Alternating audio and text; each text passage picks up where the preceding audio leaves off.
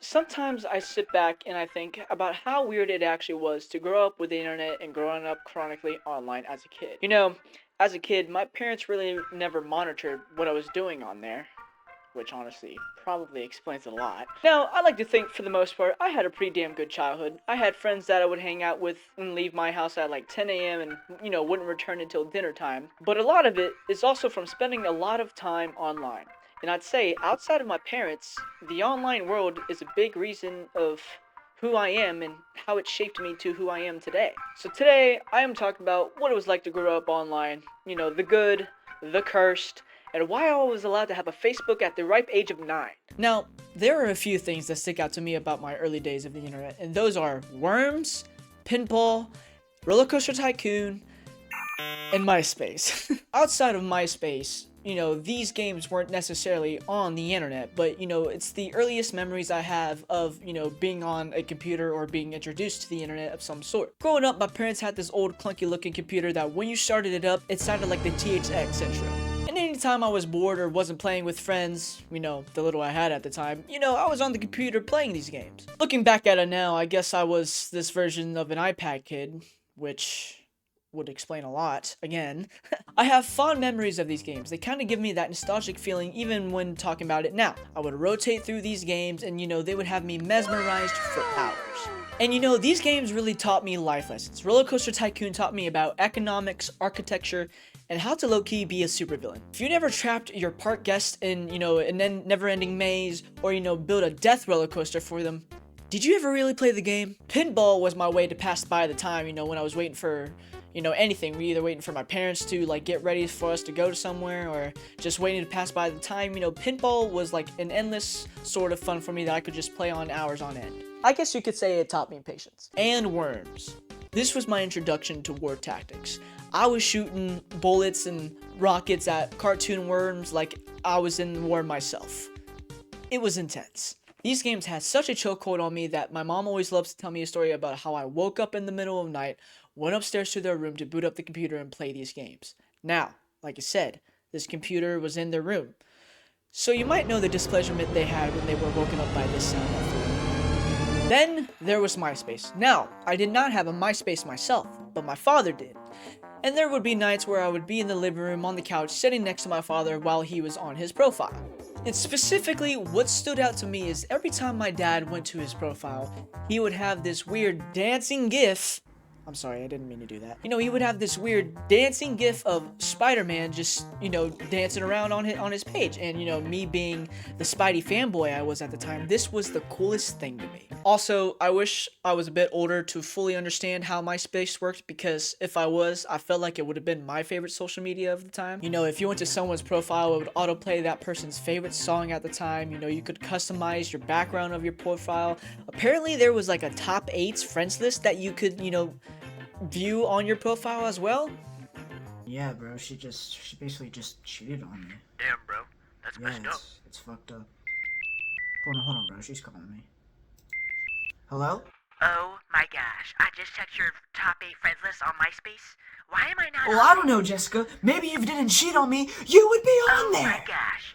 No. Do not point this at me. I can only imagine the amount of fights and drama that started. Not only that, but all the photos had the early 2000s equivalent of Canva, basically. Bad filters, heavy vignettes. Dude, this place would have been so up my alley. Then would come the site that would introduce me to the magical world of the internet. Facebook.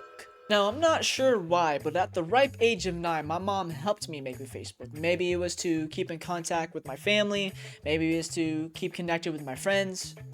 I say this and then I realize I don't think any of my friends had a Facebook at that time. It was probably just me. I'm not really entirely sure. And going on here for the first time, my brain exploded. I can post stuff on the internet and people can just see it and like it? There was also this thing called poking. What was even the point of that? I would update my status every 4 minutes, and you know what the best part was? They had games. I was playing Farmville like it was my full-time job. Facebook was like my first YouTube to me because I would start posting 20-minute videos of me just talking about or doing something I was interested in. I guess some things don't change, huh? Then, something happened. I left the confines of Facebook to discover more. To discover what was outside of those blue walls. That's when I discovered it. MMORPG'S. MMORPG'S. I think I said that right. Massively multiplayer online role-playing games. Basically virtual world games like Club Penguin, Pop Tropica, or Wizard 101. Now, I was actually not a Club Penguin kid. I was a Panfu kid. Panfu was very similar to Club Penguin, but instead of being a penguin, you were a panda. And you could customize it with the most random outfits imaginable. Sunglasses, pirate hats, neon shirts, wizard capes. Honestly, this game is probably why my drip is so clean. What, you don't agree? Well, get out of here! And the world of Panfu was pretty big. It had tree houses, schools, a volcano for some reason, secret underground tunnels, mini games that I'm gonna be honest, I spent way too much time trying to get good at those. But what made that website so great for me was the role-playing and social aspect of it. You could get invited to virtual parties, getting into relationships that only lasted 12 minutes. Probably the longest relationship I've ever been in. Chatting with people only using presets because we didn't know how to spell at the time. The quests in this game were even full of crazy lore that 9-year-old me was having the time of his life with. And let me say, the amount of role playing that I did in this game, if I remembered most of them, I would have turned them into absolute blockbusters. I feel like this game is also a very specific niche game because honestly, I don't remember a lot of people talking about it. Sure, Club Penguin was cool, but my parents never wanted to pay for it, so I resorted to Panfu. It wasn't the mainstream pick, but honestly, I think that was part of the charm for me. Being a Panfu kid is one of those niche childhood experiences where anyone who also played it understands fully. It's like an unspoken community of people who spent hours exploring a world where pandas basically played soccer or wore fedoras. It was honestly one of the warmest and happiest parts of being a kid on the internet, and I will stand by that. You remember those times in school where you would have a class like technology where you could use the computer and they would make you play these boring typing games? I'm not sure if my school was the only one that made us do that, but we had to. But when you were done with your typing task, you were to free roam the internet until class time was up. Barring any restrictions, of course. After I was done with my typing task, or, at the end of the year, when school testing was done, I would Kitty,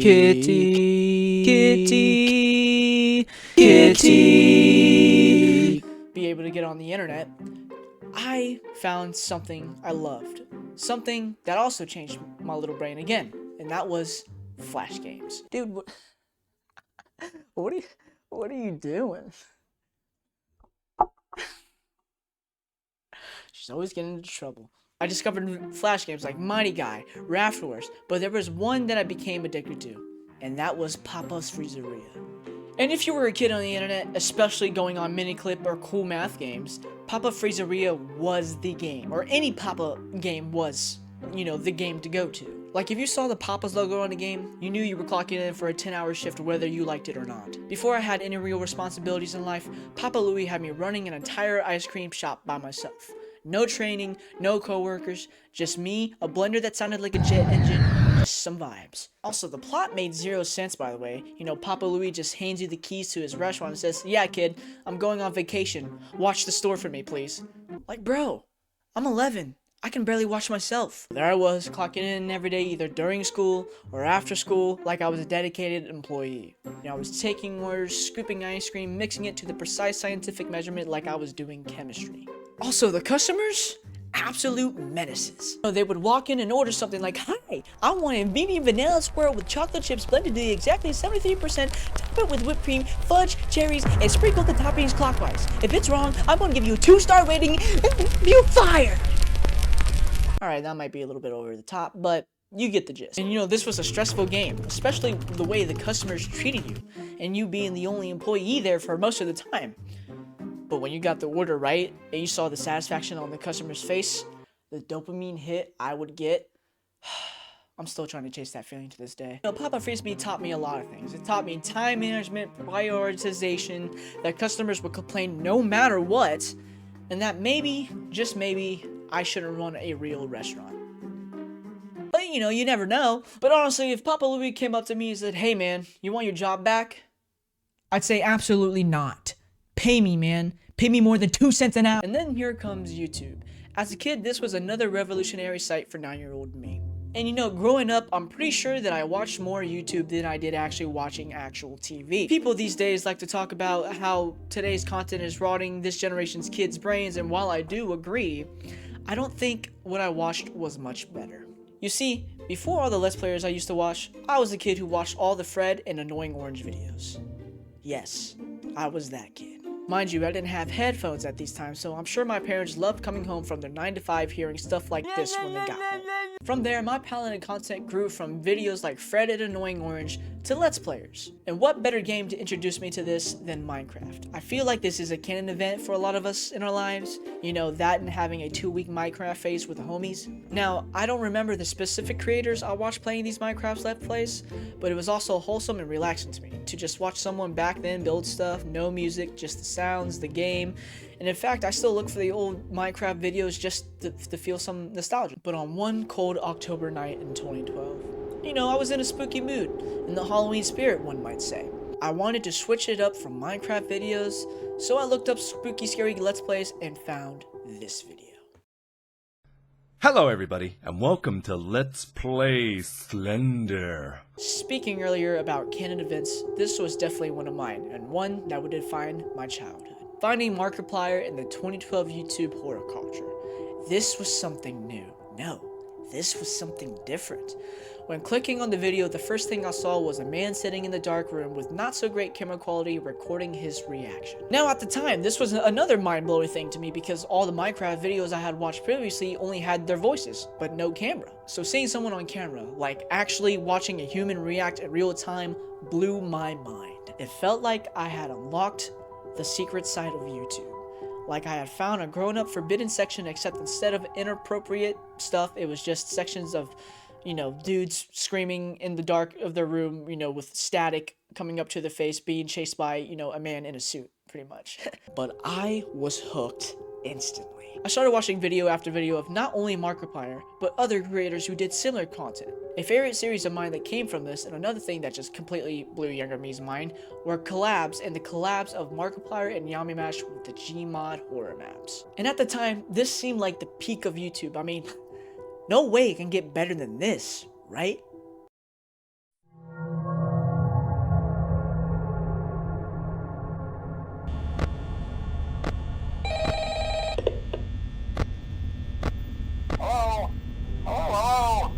Ah yes, from one infatuation to another. Just as Slenderman had fallen, a new game would arise from the ashes. And that game was Five Nights at Freddy's. Now, let me tell you, not only did this game take over the internet, it pretty much took over my life. If you asked me, what things do you remember from your childhood? I would say the Diary of the Wimpy Kid movies, Bakugans, and Five Nights at Freddy's. And I didn't just like the games. No. I became a full Five Nights at Freddy's fanboy.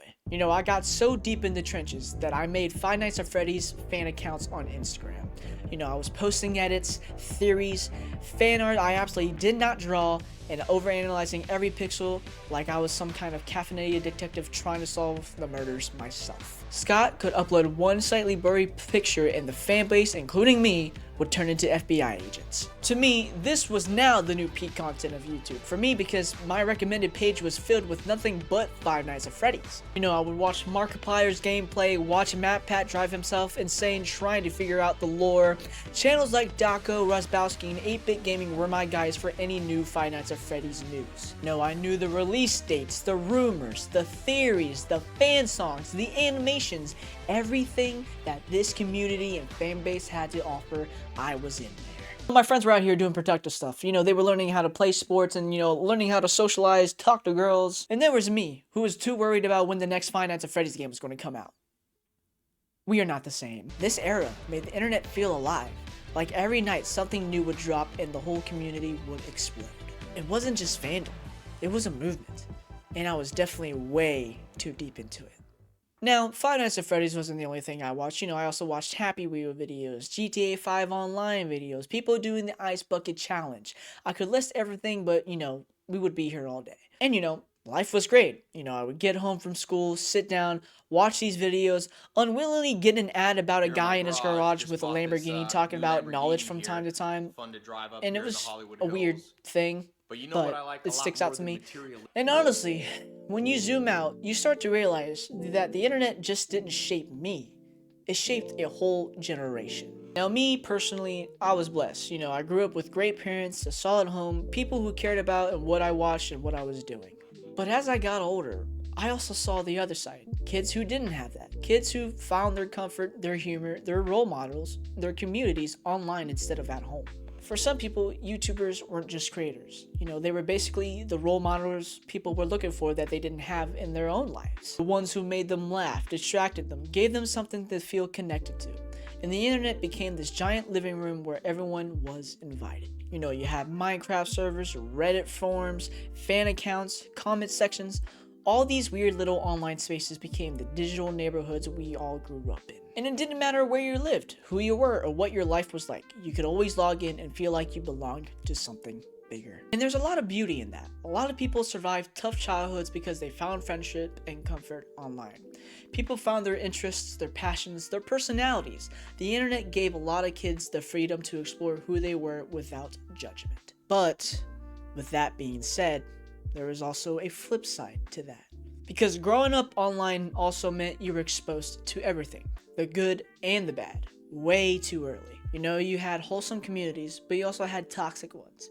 You had creators who taught compassion, creativity, confidence. But you also had the darker side of the influencer era. And that is red pill creators, toxic masculinity pipelines, guys like Andrew Tate convincing 13-year-olds that being a decent human being is somehow being weak. People preaching extreme views, selling fake lifestyles, or telling kids how to think before they even know who they are. When a generation is raised online, those voices hit hard. You meet kids, especially boys, who grew up hearing that empathy is a flaw and dominance is the goal.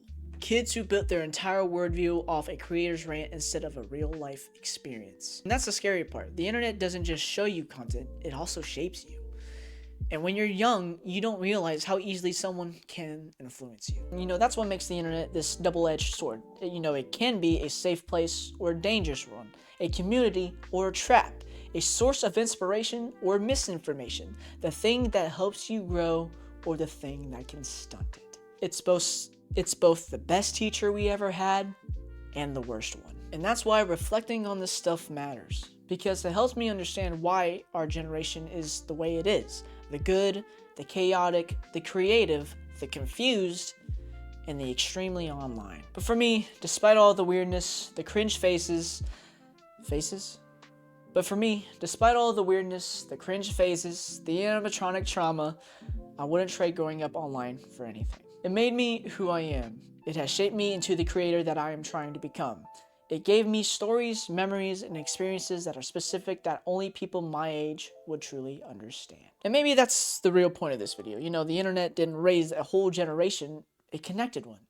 And now it is up to us to decide how we use it moving forward. And phew, that was a lot. If you stuck around to the end, thank you so much for watching. Please let me know your experiences with the internet and growing up online. I would love to hear y'all's experiences, as well as what other different experiences you had outside of mine, maybe. Please leave a like and subscribe if you enjoyed today's video, and yeah, guys, I'll see you all until next time. Peace.